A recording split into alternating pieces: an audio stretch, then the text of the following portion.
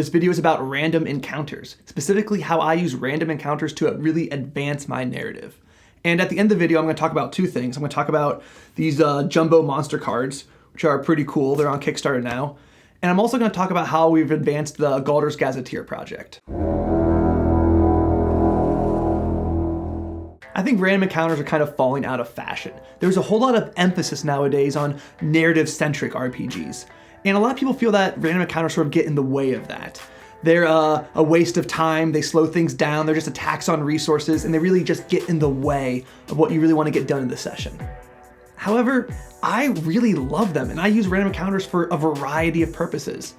And I don't think it's really an exaggeration to say that I really can't run my game without them. Moreover, a lot of the advice already out there on random encounters talks about how not every random encounter needs to be combat or make sure to use different terrain.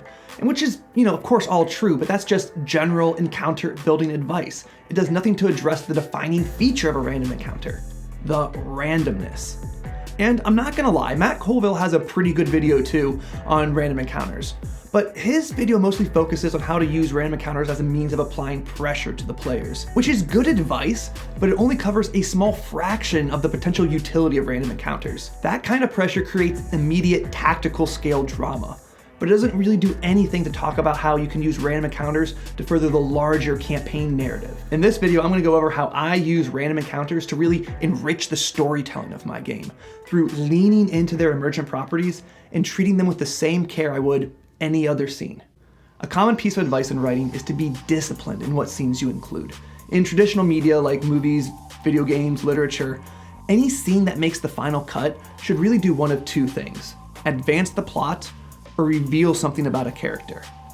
I think random encounters should follow the same advice. There's one major exception to that rule, but I'll go over that at the end of the video. Your random encounters can easily be used to advance the plot. They really, in my opinion, they really should be used to enhance and further the story you're trying to tell, rather than distract from it. So a random encounter can be used to advance the plot by introducing new information. Getting ambushed by the gang of bandits lets you capture and interrogate one of them. Or to increase or resolve existing tension. You stumble across the Archbishop recruiting new initiates into the cult. Or you come across a corpse of a seedy merchant, your gold still in his pocket. Or you can use a random encounter to shift the focus to a beeline story of your overall campaign. Just off the trail, you find a shrine with the same arcane markings as the one in the old forest. Essentially, you can use random encounters as a way of getting your players in contact with your plot points. This makes your players feel like they're making progress through the random encounters, rather than being hindered or delayed by them. The second thing a scene needs to do is reveal something about a character. And here's the key bit. As a DM, your character is the world. If they're not advancing the plot, then your random encounters need to enhance your campaign's setting, its themes, and its atmosphere. For example, my home campaign is set during the ongoing invasion of the Northlands. So my random encounters include things like scouting parties of troops, refugees fleeing from burning farmsteads, marauding orcs from the now unguarded frontier. Or, more generally, random encounters are also a great way to let your players in on some of your world's ancient and forgotten lore. Things that they wouldn't otherwise encounter in your world building. The graveyard of a long-gone empire of giants, or the shrine to a forgotten saint. I know random encounters are pretty much synonymous with random tables. And that's probably my biggest point of differentiation, is that I don't use random tables all that much. Sure, occasionally I'll roll on one just to get some inspiration, or occasionally I'll just grab some random minis and throw them in my kit. But most of the time, I know what encounters I want to run. So it's not like the content of the encounters are completely random. It's just they are randomly timed encounters.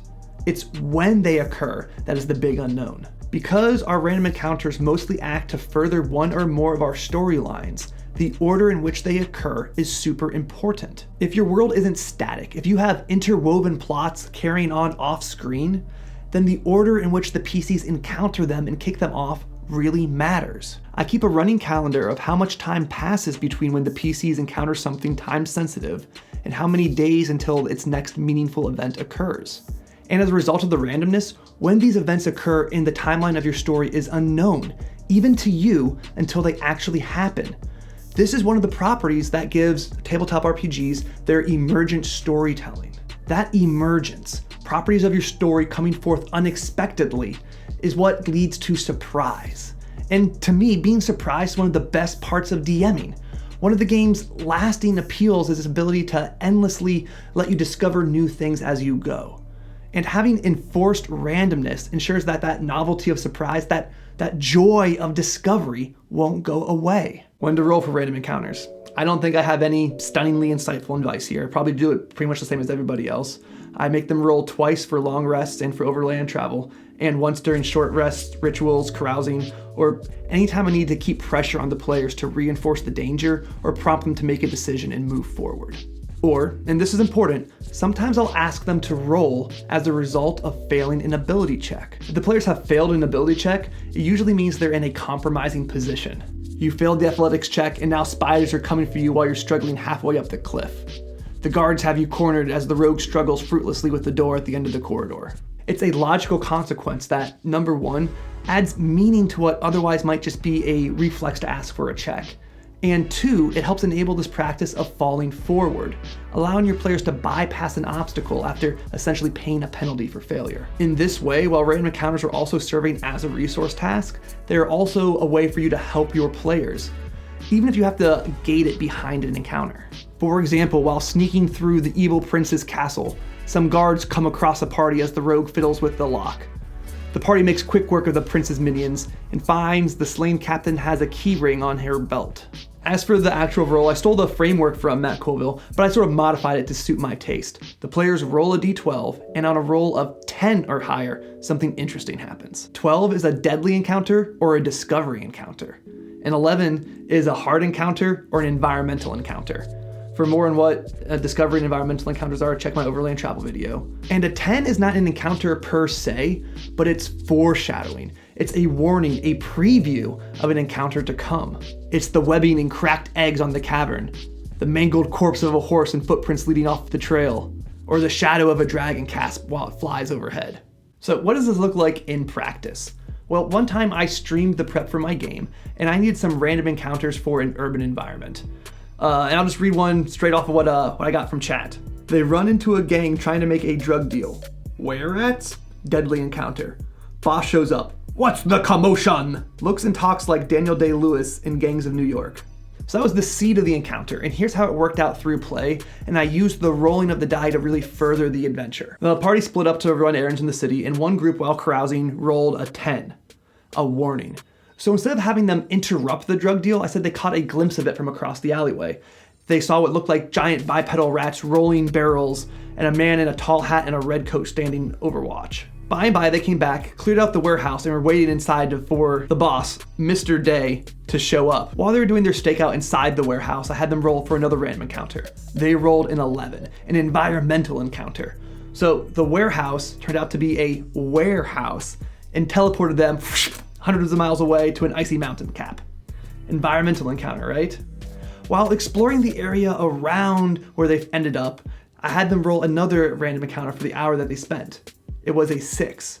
No encounter. They did not find the wagon that was coming to pick up the shipment of drugs. They still have no idea who was behind all of this. But needless to say, had they made that encounter, the story would have been drastically altered. Eventually, the warehouse teleported them back to town, and they were trying to lay another trap for Mr. Day. While they're trying to debate the ethics of whether or not it was a good idea to use a random bystander as bait, well, I had them roll for another random encounter. A 12. Deadly encounter. The argument was resolved for them as Mr. Day himself showed up with his pack of were-rats, denying them the chance to set up a trap.